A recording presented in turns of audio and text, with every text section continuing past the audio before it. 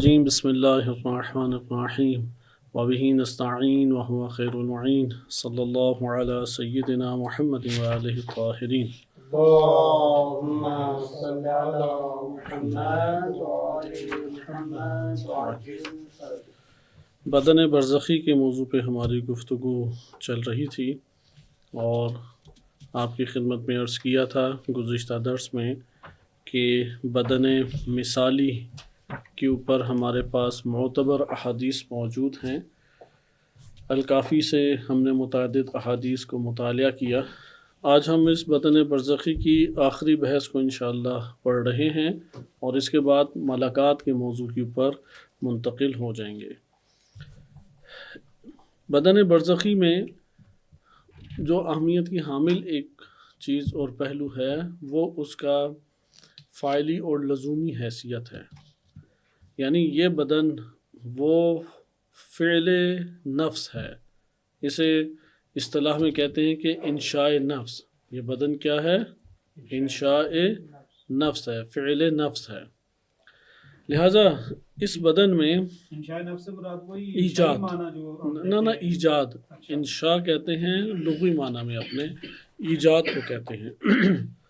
یعنی انسان جو ہے یہ اللہ سبحانہ و تعالیٰ کا بدن جو مادی جہان میں ہمیں ملا، یہ تفضل الہی ہے، یہ احسان الہی ہے۔ خداوند متعال نے دنیا میں جو کچھ ہمیں عطا کیا ہے وہ خالصتاً تفضل و احسان ہے، اور جو آخرت میں ہمیں بدن ملے گا اس کا سبب ایمان ہے، وہ بھی تفضل الہی ہے، کیونکہ یہ کسی کو مومن اور ایمان سے آراستہ کرنا یہ اللہ تعالیٰ کے الطاف عالیہ میں سے ہے، بلند ترین الطاف میں سے ہے کہ اللہ سبحانہ وتعالیٰ نے ایک پاکیزہ ہمیں ولادت عطا کی، جسے طیب الولادہ کہتے ہیں، کہ انبیاء وائمہ علیہ السلام کے زیارت ناموں میں یہ بالخصوص خصوصیت کے ساتھ وصف بیان کیا جاتا ہے۔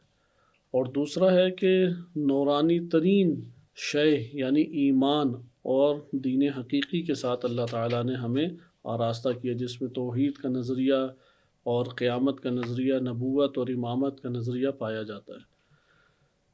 خلاصہ کلام یہاں پہ یہ بات ہمارے سامنے آئی کہ نفس، جو کچھ ہم نفس میں دیکھیں گے، چاہے اپنے آپ کو دیکھیں، جیسے کل کے درس میں عرض کیا تھا کہ یہی بدن ہم دیکھیں گے، لیکن بدن اپنی زندگی کے اس بدن کے کون سے ہم مرحلے کو دیکھیں گے، چونکہ کئی مراحل ہیں نا ہمارے، مثلا نوزائیدہ بچے کی ایک صورت ہے، شیرخوار بچہ جسے کہتے ہیں، پھر ممیز بچے کی صورت ہے، ایک مرحلہ جوانی کا ہے، ایک مرحلہ ادھیر عمر کا ہے، اور ایک بڑھاپے کا مرحلہ ہے۔ جو ہمیں بعض روایات سے پتہ لگتا ہے وہ انسان کی اوج جوانی کا مرحلہ ہے، جسے انسان عموماً دیکھتا ہے اور جسے پسند کرتا ہے، یعنی جس کو ہم پسند کرتے ہیں اپنے مراحل میں سے اس مرحلے کو ہم عموماً دیکھیں گے، اور وہ عموماً جوانی کا ہی مرحلہ ہوتا ہے۔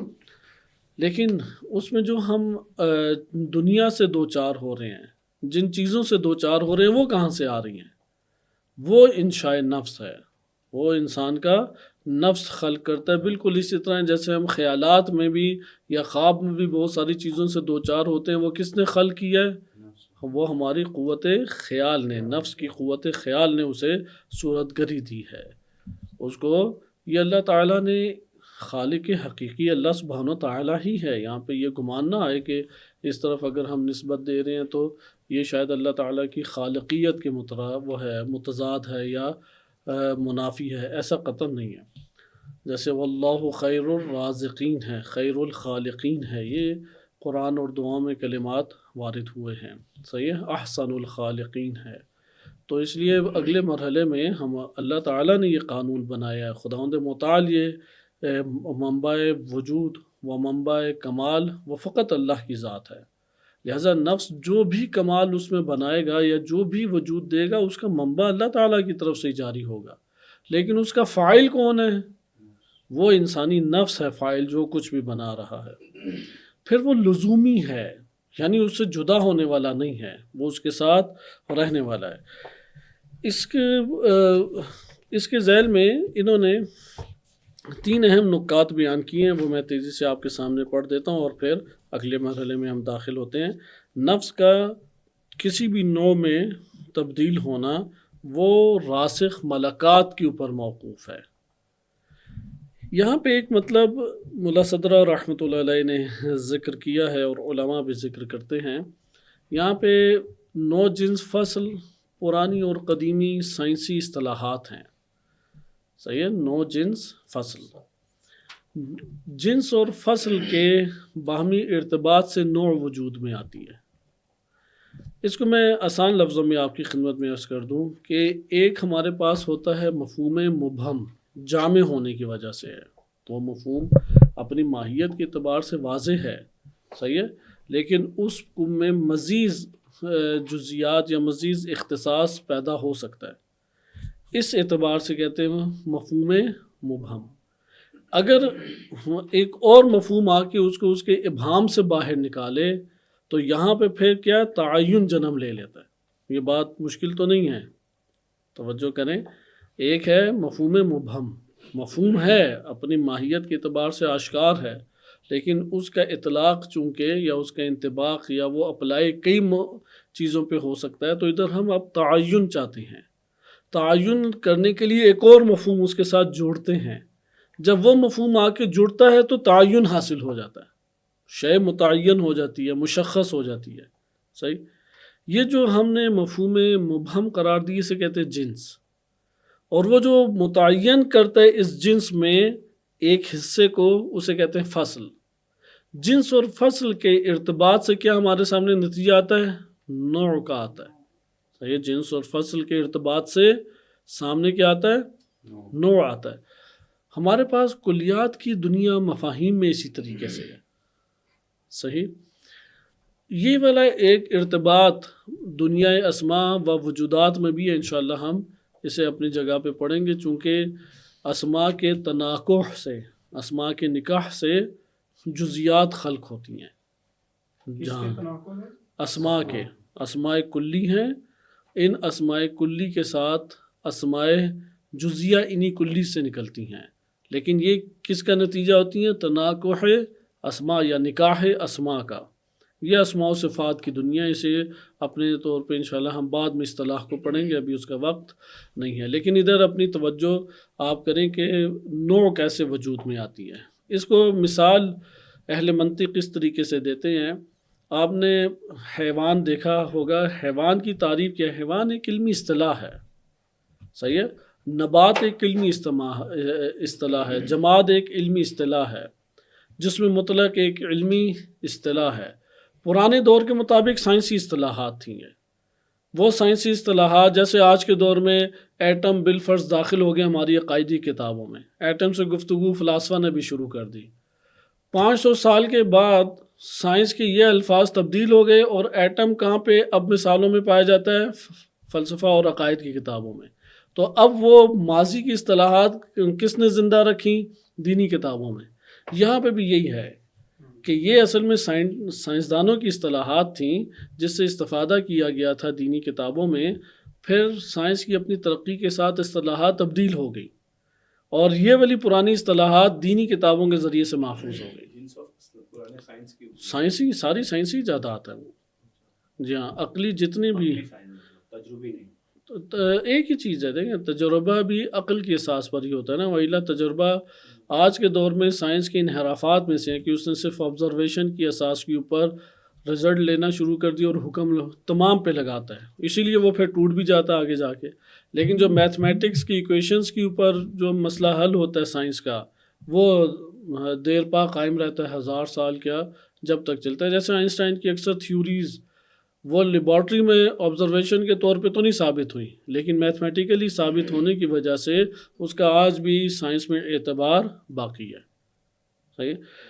یہاں پہ آپ ذرا دقت کریں، یہ مطلب جو سمجھانا آپ کا مقصود ہے کہ یہاں پہ انہوں نے سنخیت کی بات کی ہے اور بدن مثالی کی بات کی ہے، لیکن ایک فرق کے ساتھ، اور وہ فرق اس طریقے سے ہے کہ حیوان کی ہم اصطلاح پہ غور کریں۔ ہر وہ وجود کہ جو حواس خمسہ سے کام لیتا ہے اور اپنے ارادے سے حرکت کرتا ہے اس کو کہتے ہیں حیوان. جو حواس حساس متحرک بالارادہ، تین چیزیں ہیں. حساس یعنی حواس خمسہ سے کام لیتا ہے، بے شک 2 ہوں 1 ہوں 5 ہوں فرق نہیں پڑتا. نمبر 2، تحرک اس میں پایا جاتا ہے، تحرک اور حرکت اس میں پائی جاتی ہے. نمبر 3، یہ حرکت ارادی ہے، نبات کی طرح غیر ارادی نہیں ہے. نبات ارادے سے نہیں کر سکتا. جماد میں تو اصلاً ظاہری حرکت موجود نہیں ہے، ارادی غیر ارادی. نبات میں بھی حرکت ہے، اس کے نشو و نما. البتہ انشاءاللہ اس کو اپنے جگہ پہ حرکت کے باب میں پڑھیں گے تو اور موضوعات ہمارے سامنے آئیں گے. لیکن آپ نے حیوان کی تعریف دیکھی کیا ہے؟ حواس خمسہ سے کام لیتا ہے، تحرک پایا جاتا ہے، لیکن ارادی ہے، ارادے کے ذریعے جان جانا چاہے اپنی توان اور استطاعت کے مطابق جا سکتا ہے. اب اس کا اطلاق کتنی چیزوں پہ ہوتا ہے؟ انسان پہ ہوتا ہے یا نہیں؟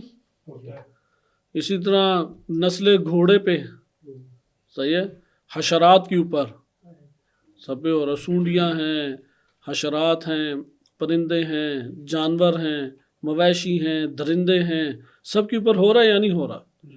آپ اس میں ایک مجموعے کو مختص کرنا چاہیں، کیسے مختص کریں گے؟ کیونکہ یہ تو بہت سارے مجموعوں پر اس کا اطلاق ہو رہا ہے. تو حیوان جنس قرار پائے گا، وہ اپنے افراد کے اعتبار سے خود ماہیت اس کی اور حقیقت آشکار ہے، لیکن جن مجموعوں پر اطلاق ہو رہا ہے حیوان کہہ کے کون سا مجموعہ مراد لیا، ادھر ابہام ہے. خود اس کے مفہوم میں ایسا ابہام نہیں ہوتا، مفہوم اس کا کلیئر ہوتا ہے جنس کا. جنس ایک ماہیت ہے جو کئی مجموعوں کے اوپر منطبق ہو سکتی ہے. مجموعے کو اصطلاح میں کہتے ہیں نوع، صحیح ہے، مجموعے کو اصطلاح میں کیا کہتے ہیں؟ نوع. اچھا، اب ہمارے پاس آ جاتی ہے کہ اگلی اصطلاح، نوع کا تعین کیسے ہوگا؟ ادھر جنس کے ماتحت واقع کیا ہوتی ہیں ہمیشہ؟ انواع. ہر مجموعہ ایک نوع کہلائے گا. مجموعہ گھوڑا نوع گھوڑا کہلائے گی، مجموعہ بالفرض مکھی نوع مکھی کہلائے گی، مجموعہ انسان نوع انسان کہلائے گا. حیوان کیا ہو گیا؟ جنس، جس کے تحت بہت سارے انواع ہیں اور ہر نوع کثیر افراد رکھتا ہے. ہر نوع اس کے ماتحت کتنے ہوتے ہیں؟ افراد ہوتے ہیں، اس سے نیچے تقسیم نہیں ہے. نوع کے بعد پھر افراد ہی ہیں بس. یہ بات روشن ہوئی؟ کیسے تقسیم؟ نوع دیکھیں نا، جو وہ جنس ہے نا، جنس کی اپنی حقیقت تو آشکار ہے، لیکن اس کے ماتحت کئی مجموعے ہیں نا. کسی بھی مجموعے کا تعین اس وقت تک نہیں ہو سکتا جب تک ایک ایسا مفہوم اس کے ساتھ نہ جڑے کہ جو اسے مشخص کر دے. وہ جب تک، اسے کہتے ہیں فصل، جب تک فصل نہیں آئے گی مجموعہ نہیں بنے گا. یعنی پہلے والی بات، جنس اور فصل کے ملاب سے نوع بنتی ہے، اس نوع کو کہتے ہیں مجموعہ. یہ آسان ترین زبان ہم اس کو استعمال کر سکتے ہیں کہ جو مجموعے ہیں ان کا نام نوع ڈال دیا. ایک مجموعہ اس وسیع اور کلی مفہوم کے دائرے میں اس وقت تک مشخص اور متعین نہیں ہوتا جب تک ایک مفہوم آ کے اس کو مشخص نہ کریں.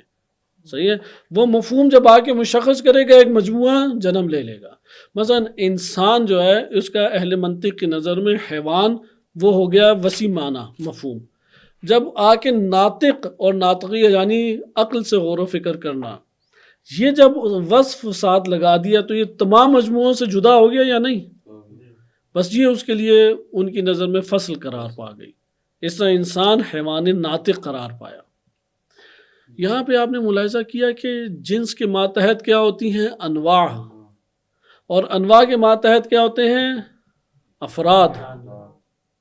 اس دنیا کے اندر انسان کیا ہے؟ نوع ہے یا جنس ہے؟ اس مادی جہان میں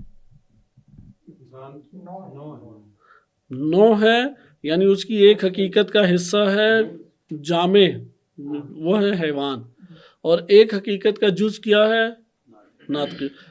ہمارے تمام علماء فلاسفہ اس مقدار کو قبول کرتے ہیں لیکن اسے تام نہیں کہتے.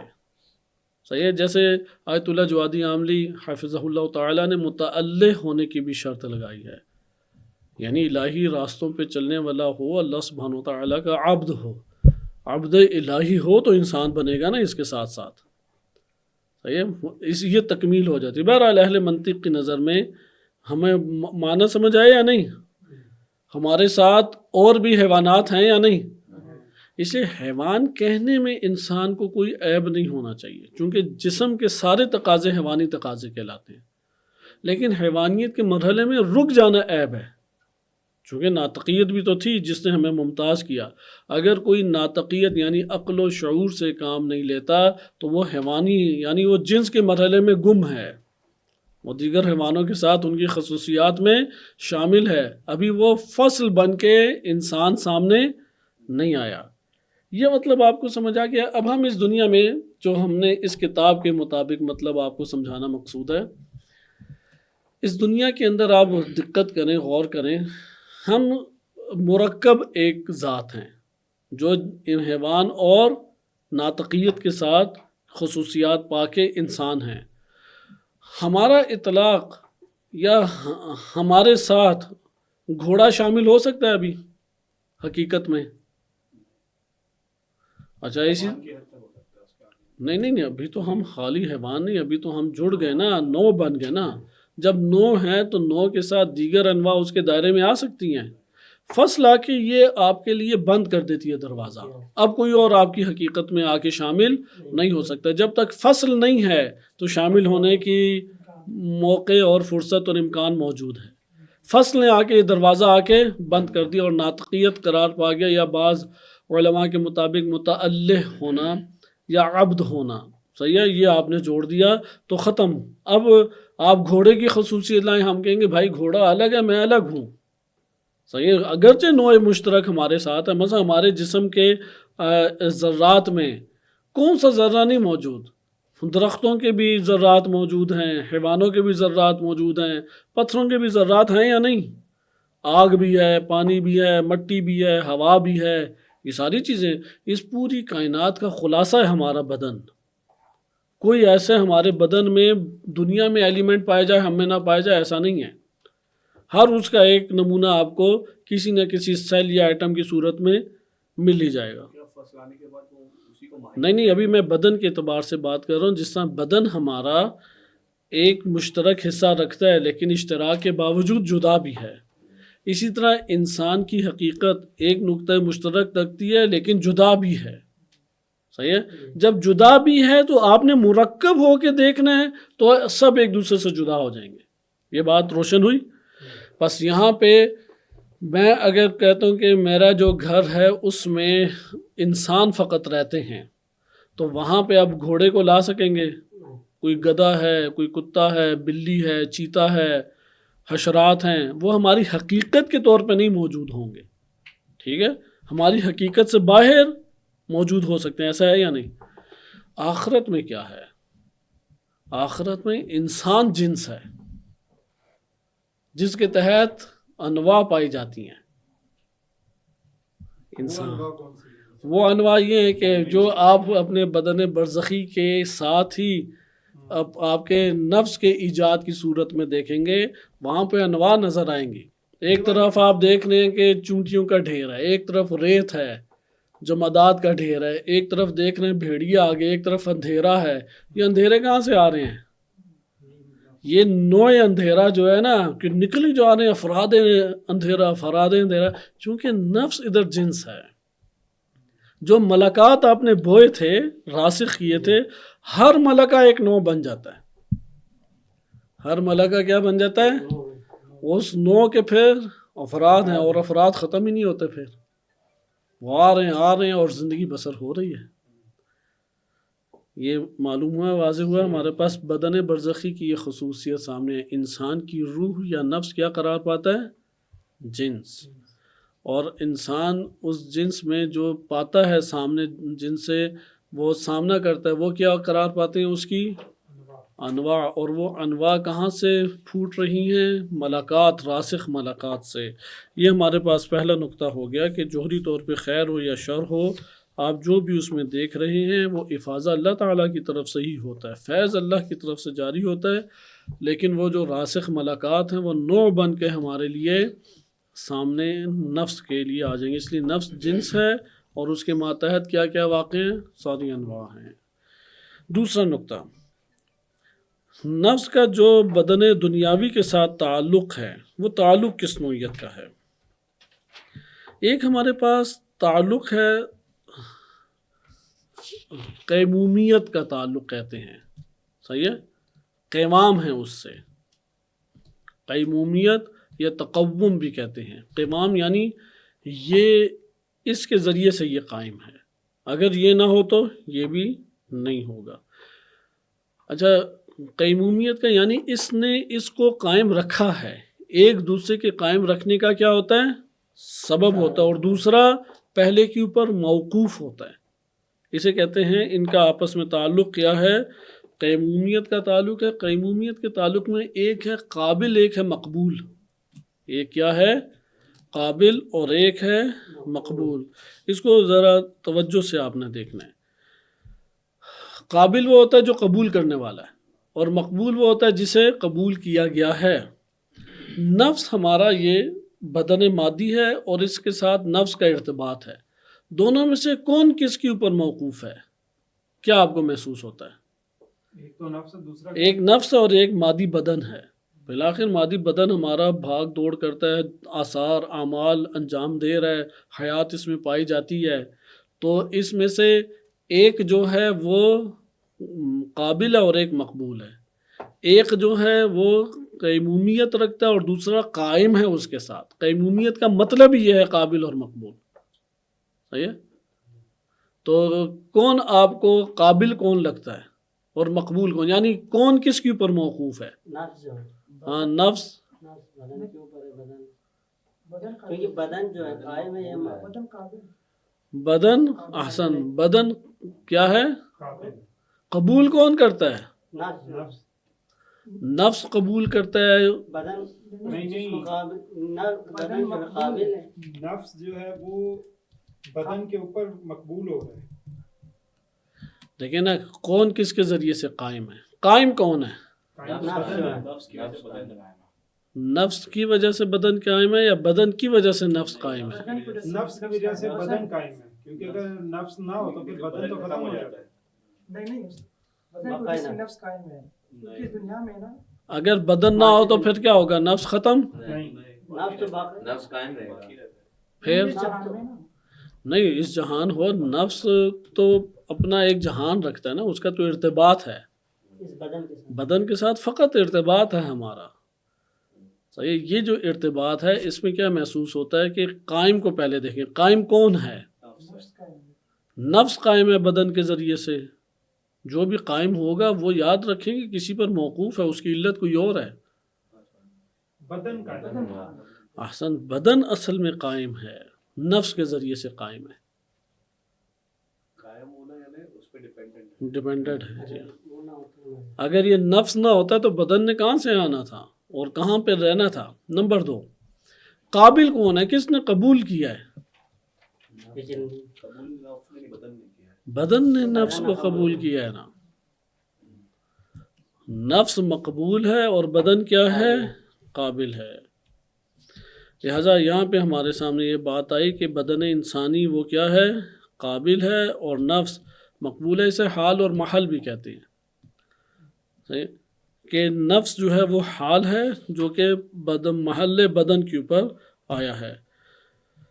اچھا، یہاں پہ ہمارے پاس چند اور معنی نکلتے ہیں کہ جسمانیت الحدوث و روحانیت البقاء کے نظریے سے کسی صورت بھی متصادم یا ٹکراؤ نہیں رکھتا، تو اس کو ہم اپنے طور پہ آگے انشاءاللہ تعالی ملاحظہ کر سکتے ہیں، لیکن اس جگہ تک یہ والا مطلب ہمارے لیے دوسرا پوائنٹ روشن ہو گیا کہ بدن مادی کا نفس کے ساتھ کیا تعلق ہے، نفس نے اس کو پکڑا ہوا ہے، نفس چھوڑ دے گی ختم، موت آگے یہ کرتی ہے، کل نفس ذائقۃ الموت، نفس جب موت کا شکار ہوتی ہے تو بدن کو اپنے سے جدا کر دیتی ہے، صحیح ہے، پھر یہ بدن قائم نہیں رہتا، جب تک بدن نفس کے ذریعے سے قائم ہے، نفس سے ساری چیزیں افاضہ ہو رہی ہیں. سب چیزیں جو ہمارے بدن پہ ظاہر ہوتی ہیں وہ کہاں سے افاضہ ہو رہی ہیں؟ اس کا منبع کون ہے؟ نفس ہے. وہ کس سے لے رہا ہے؟ اللہ سبحانہ و تعالیٰ سے ان وسائط کے ذریعے سے لے رہا ہے، واسطوں کے ذریعے سے لے رہا ہے.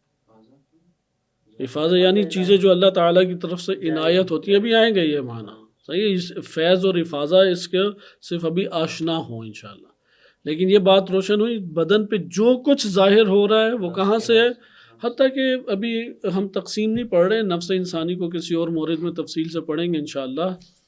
معدہ ہضم کرتا ہے یا حقیقت میں نفس ہضم کرتا ہے؟ یہ ایک آلے کی طور پر ہے. ہاں، نفس ہضم کرتا ہے یا معدہ انسان کو غذا ہضم کرتا ہے؟ آدمی اسٹریس میں ہوتا ہے تو احسن سٹریس میں ہوتا ہے تو کھانا ہضم نہیں ہوتا. اس لیے نفس کے پاس قوت ہاضمہ پائی جاتی ہے.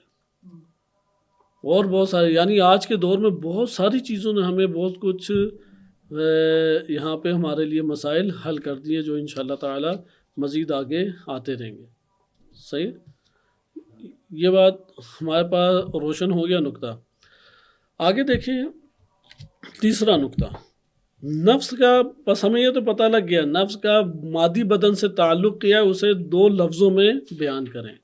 پہلا یہ ہے کہ بدن وہ قائم ہے نفس کے ذریعے سے، اور نفس کا قیمومیت کا تعلق ہے، نفس کا بدن سے تعلق. نمبر 2، نفس جو ہے وہ مقبول ہے اور بدن قابل ہے. جس نے نفس کو قبول کیا ہے، اگرچہ جسمانیت الحدوث ہے لیکن نفس کو قبول کیا ہے. بقیہ اس کی تفصیلات انشاءاللہ کسی اور مورد میں دیکھیں گے. یا اس کو اسی طرح بھی بیان کر سکتے ہیں، حال جو ہے وہ نفس اور محل کون ہے؟ وہ حلول کیے ہوئے. حلول اپنے ایک خاص ادھر محل سے مراد یہ ہے کہ وہ جائے گاہ، نفس کی جائے گاہ ارتباط کے اعتبار سے وہ بدن ہے. یہ ہمارے پاس آ گئی کہ قابل مقبول کا تعلق نفس اور بدن مادی میں ہے. اب سوال، برزخی بدن کا نفس سے کیا تعلق ہے؟ مادی بدن کا تو آپ نے جان لیا، مادی بدن میں نفس مقبول تھا، مادی بدن قابل. نفس علت تھا، مادی بدن اس سے قائم تھا. برزخی بدن میں آپ کو کیا محسوس ہوتا ہے کہ ان دو کے درمیان کس چیز کا تعلق ہے؟ آیا قابل مقبول کا ہی تعلق ہے کہ ایک قوت سے اسے فعلیت کی طرف لا رہے ہیں، یا فاعل اور فعل کا تعلق ہے؟ قابل مقبول کا تعلق، اور یہاں پہ میں وقت بچانے کے لیے عرض کر رہا ہوں، یا فاعل اور فعل کا تعلق ہے؟ فاعل اور فعل کا تعلق نہیں بنے گا، کیونکہ فعل انجام دیا تو وہ برزخی بدن میں جڑ گیا. تو فاعل کون ہوا؟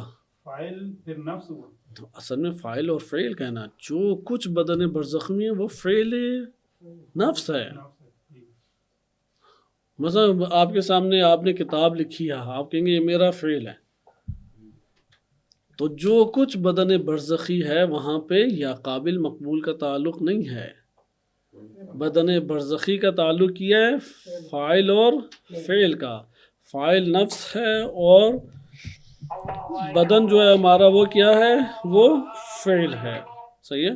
لہٰذا یہاں پہ ہمارے پاس وہ فاعل کے عنوان سے علت تامہ ہے اور بدن برزخی اس کا معلول ہے، اور ان میں سے کوئی ایک دوسرے کے بغیر نہیں رہ سکتا. اس لیے نفس انسانی وہ تبدیل ہو جاتا ہے اپنے اس فعل کے مطابق جو فعل اس نے انجام دیا ہے.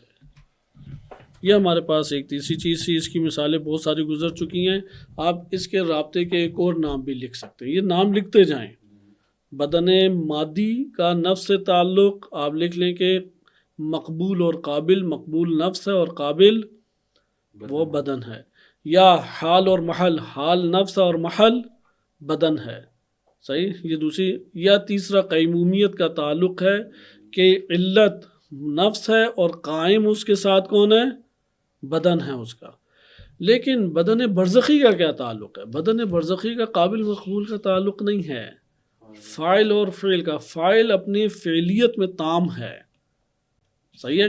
کامل طور پہ وہ یہ اختیار رکھتا ہے کہ اس کا فعل اس کے سامنے اجاگر ہو جائے. اس کا دوسرا نام ہم یہ کہہ سکتے ہیں کہ نفس جو ہے وہ حقیقت ہے اور اس کا بدن اس کے لیے رقیقت ہے، صحیح ہے، یا تجلی کے اعتبار سے کہہ سکتے ہیں نفس حقیقت ہے اور اس کا بدن اس کی تجلی ہے، یا اس کے لیے ذل کی حیثیت رکھتا ہے۔ ان میں سنخیت کا تعلق اس طور پہ ہونا چاہیے، اور یہاں پر ہی آپ یہ کہہ سکتے ہیں کہ نفس جنس ہے اور اس کا بدن انواع ہیں۔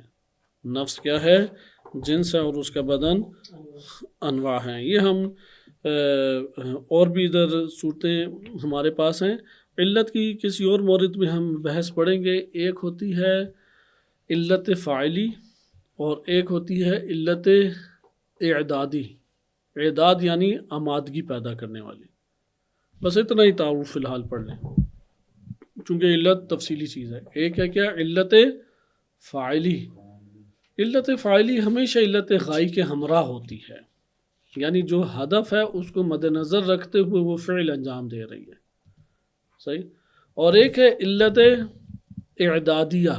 علت اعدادیہ سے مراد یہ ہے کہ جو زمینہ ہموار کرنے کا باعث بنتی ہیں۔ اس کی مثال میں ایک اور آپ کی خدمت میں عرض کرتا ہوں۔ مثلا آپ نے دیکھا کہ عمارت کے اجزاء ہیں، اینٹیں ہیں، بجری ہیں، پتھر وغیرہ ہیں۔ اس عمارت کو آ کے بنایا مزدوروں نے، اچھا اس کے بعد عمارت بن گئی۔ اب یہاں پہ جو عمارت بنی اس کی علت فاعلی آیا مزدور ہیں یا علت فاعلی اجزاء کے اندر آپس میں جڑنے کی صلاحیت اور اس کے مطابق ان کی حیات کا ہونا ہے؟ کون سی علت فاعلی آپ کو لگتی ہے؟ یعنی کس نے عمارت کو حقیقت میں بنایا؟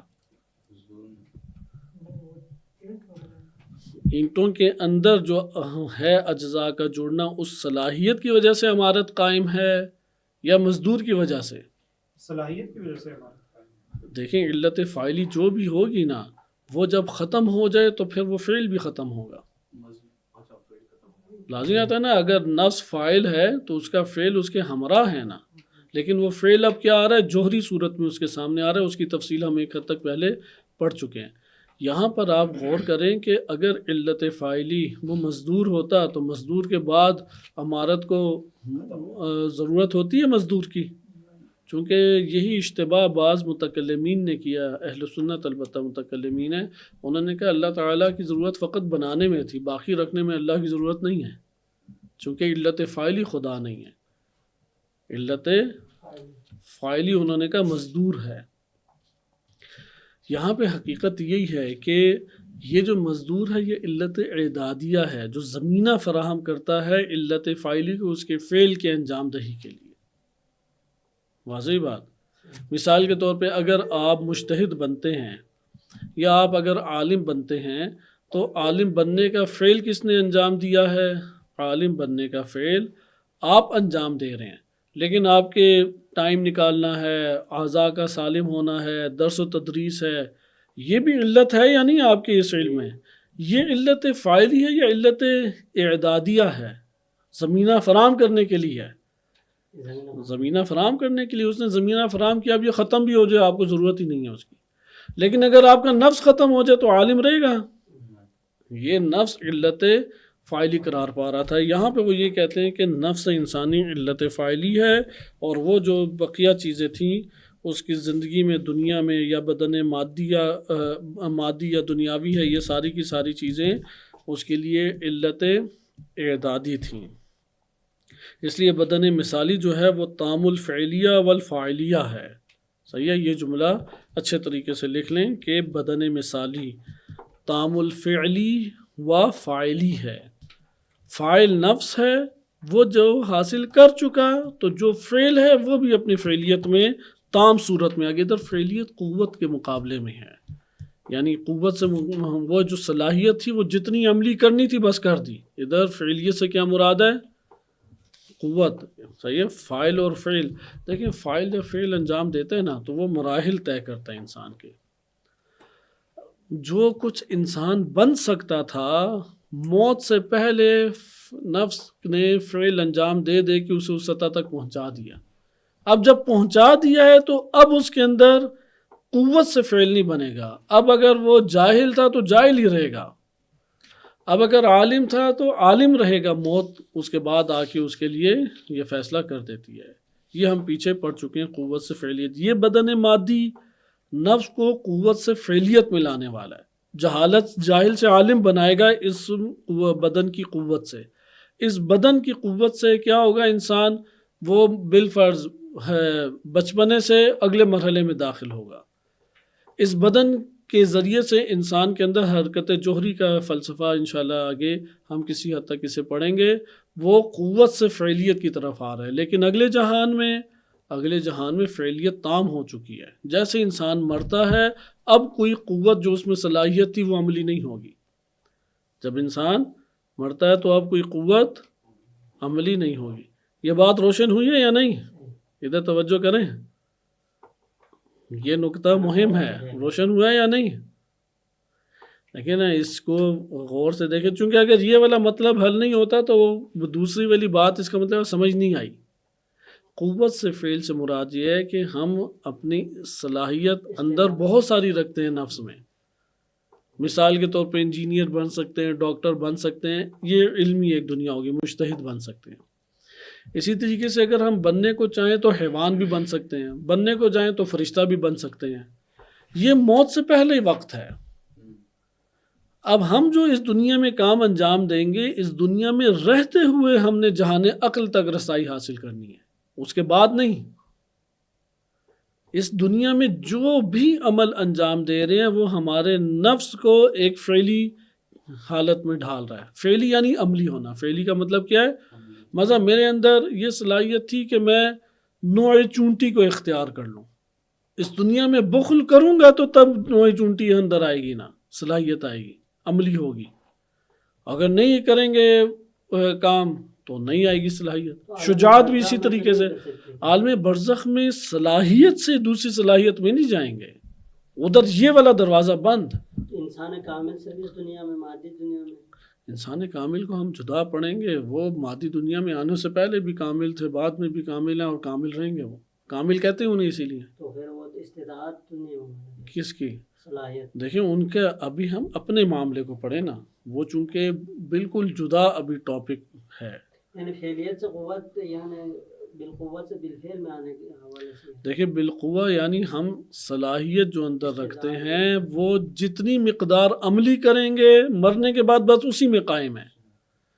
استکمالی ہم پیچھے پڑھ چکے ہیں نا، تمثیل تمثل استکمالی، کہ اس فعلیت میں ضعف اور شدت آ سکتی ہے، اس فعلیت میں فعلیت ہی میں رہیں گے، لیکن اس کے اندر ایک نوع کمال آ سکتا ہے، لیکن فعلیت سے دوسری فعلیت میں نہیں جا سکیں گے ہم۔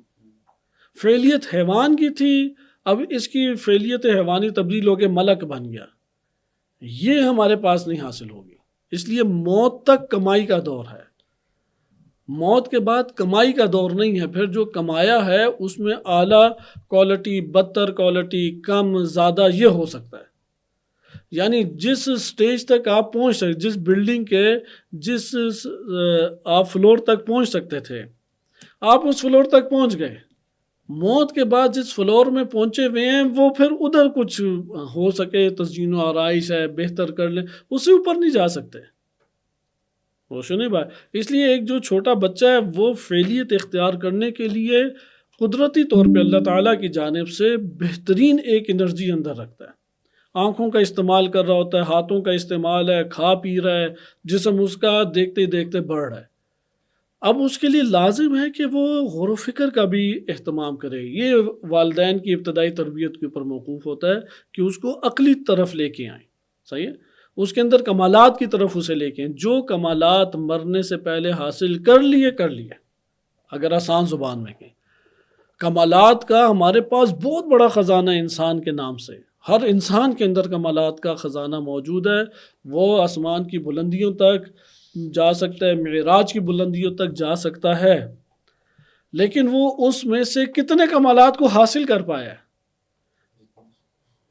صلاحیت تو بہت سارے کمالات کی ہے، اس کی ہمت کے اوپر ہے۔ ہمت کیا تھی، اس کا ارادہ کیا تھا، صحیح؟ وہ کمالات اس کے وجود میں اس کی ہمت اور ارادے کے اوپر ہے۔ جو ادھر آرام کی طرف چلا جائے، نفس آرام طلب بن رہا ہے، آرام طلب وہ پھر ایک اور خصوصیت آ جاتی ہے. بس کمالات کا حصول کا وقت کب تک ہے؟ قبل از موت ہے.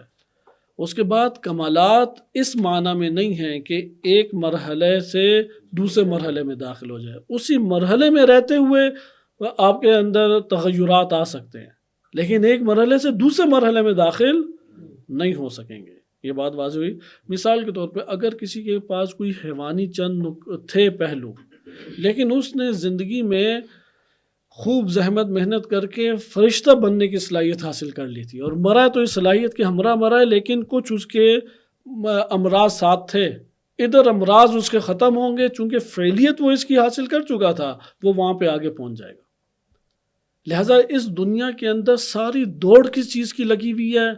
ہر شے کے اندر بدن کے اعتبار سے، روح کے اعتبار سے کمالات کو سمیٹنے کی. اس کمال کی اساس پہ جمال جنم لیتا ہے. جمال کب آتا ہے؟ ہاں، کمال کا نتیجہ جمال ہے. اس لیے ان اللہ جمیل، چونکہ سب کمالات ہیں تو وہ خوبصورت نہیں ہوگا. صحیح سند روایت ہے شیعہ سنی کتب میں، ان اللہ جمیل، بہت جمال ہے اللہ تعالیٰ کا. یحب الجمال، اللہ کو محبت بھی جمال سے ہے. حتیٰ کہ مادی طور پہ بھی جمال کب آتا ہے؟ جب جسمانی کمال حاصل ہو نا، متوازن. جو زیادہ جسمانی کمال کب حاصل ہوتا ہے؟ جب سارے اعضاء متوازن اپنے جگہ کے اوپر موجود ہوں. آنکھ نہ ہو، جمال غائب ہوگا. سارا جسم بالکل صحت سلامتی کے ساتھ ہے، عقل نہیں ہے، عقل میں بڑا ضعیف سا ہے. تو سارے جمالات کی دنیا کمالات پہ کھڑی ہے. بس یہ مطلب آشکار ہوا کہ کل کا کل ہمارے پاس کیا ہے؟ کمال کسب کرنے کی دنیا، کمال کسب کرنے کی دنیا ہمارے پاس ہاں موت سے پہلے ہے. موت کے بعد جو کمال حاصل جس سطح کا کیا ہے اسی کے اندر پھر استکمال ہے، پھر اس دائرے سے، اس فلور سے باہر نہیں آ رہے. تو یہ انہوں نے نقطہ یہاں پہ بیان کیا کہ اس طرف آپ کی توجہ رہنی چاہیے کہ انسان فعلیت تام. اب آپ کو معلوم ہوا فاعل اور فعل. ادھر فعل قوت کے مقابلے میں ہے، اس معنی میں بھی ٹھیک ہے، جو کچھ ہے وہ ہمارا ہی فعل ہے، لیکن تھوڑا سا اس فعل میں اور نیچے آ جائیں کہ وہ فعل ایسا ہے کہ جس نے ہمیں جہاں تک پہنچانا تھا، یعنی حیوانیت کے جس درجے تک پہنچانا تھا پہنچا دیا. کمالات کے، سعادت کے کمال میں جس سطح تک پہنچانا تھا پہنچا دے. چونکہ ایک ہے کمال سعادت اور ایک ہے کمال شقاوت. شقاوت میں بھی کمال ہے اور سعادت میں بھی کمال ہے. خداوند متعال مجرمین کو زندہ رکھتا ہے کمال شقاوت کے لیے، اور الہی ہستیوں کو زندہ رکھتا ہے کمال سعادت کے لیے. ہر روز ہمارا، ہر روز کا دن، ہر روز ہمارے لیے موقع غنیمت ہے کہ جتنا کمال سمیٹ سکتے ہو سمیٹ لو. اس کے ہمراہ، یعنی وہ تمہارا سرمایہ ہے جس کے ذریعے ساری زندگی ہے. یہ جو ہم بعض افراد کے لیے کہتے ہیں کہ اللہ نے شیطان کی رسی دراز رکھی ہے، یہ بعض مظالم کچھ لوگ ایسے انجام دیتے ہیں کہ ہم کہتے ہیں یہ مر کیوں نہیں جاتا، اسی وجہ سے ہوتا ہے کہ وہ کمال شقاوت تک پہنچے. کمال شقاوت بلا شک و شبہ یہ تو خدا کی، اسے کہتے ہیں مکرو مکر اللہ، یا عذاب استدراج بھی کہتے ہیں. مثلا ابھی نیتن یاہو ٹرمپ وہ کیوں بچے ہوئے ہیں؟ اس لیے ہمارے سامنے وہ جو ایک تصویر اس کی ہے، اور تصویر سے ایک ہمارا خود ذہن ایک بعض احتمالات سوء تفاہم کی صورت میں لے رہا، بڑے خوشحال اور یہ ہیں فلاں ہیں. یہ کاذب تصویر ہے. وہ اتنے ہی شدید اضطراب میں ہیں اور بدترین اضطراب میں زندگی بسر کر رہے ہیں. ایسا نہیں ہے کہ وہ سخت زندگی بسر کریں. سختی مومن کے لیے بھی ہے تو ادھر اگلے کے لیے، کافر کے لیے بھی سختی ہے. جیسے شہید علی لاری جانی، ان کا واقعہ شہید مطہری رحمۃ اللہ علیہ کے بیٹے نے بیان کیا. ان کے بہنوئی تھے کہ وہ ہمارے پاس آئے، یہ 12 روزہ جنگ کے بعد گھر نہیں گئے. ایک بیٹا ان کے ساتھ ہوتا تھا اور ساری خفیہ ان کے. تو وہ اس خفیہ جو ہے زندگی تھک گئے تھے. موبائل استعمال نہیں کر سکتے، باہر نہیں جا سکتے، کسی ایک جگہ رہ نہیں سکتے. کبھی موٹر سائیکل پہ کہیں پہنچنا پڑتا تھا، ساری گاڑیاں تبدیل کرو. اب اس کمرے سے باہر نہیں آپ نے نکلنا، پردے نہیں آپ نے ہٹانے. سخت زندگی ہے. تو وہ جو پناہ گاہوں میں بھاگتے ہیں اسرائیلی، وہ بھی تو اس سے بدتر اذیت کاٹ رہے ہیں نا. سائرن اچانک بجتے ہیں اور سب کو بھاگنا پڑتا ہے.